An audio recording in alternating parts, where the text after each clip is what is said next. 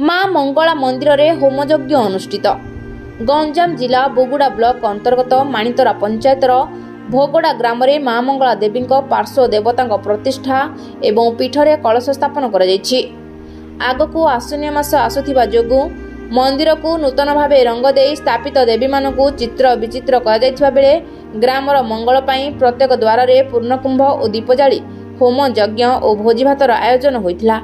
होमरे कर्ता रूपे सुशांत स्वाई और कस्तूरी स्वाई बसिथिबा बेले पुरोहित रवींद्र मिश्र, कुमुद चंद्र मिश्र एवं कालीचरण मिश्र द्वारा होम कार्य समापन होइथिला।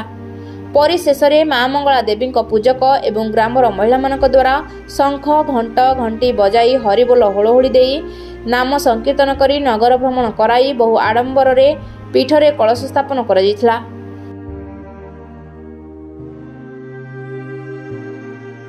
गंजाम जिला प्रतिनिधि कालीचरण मिश्र रिपोर्ट रूपाथालिया न्यूज।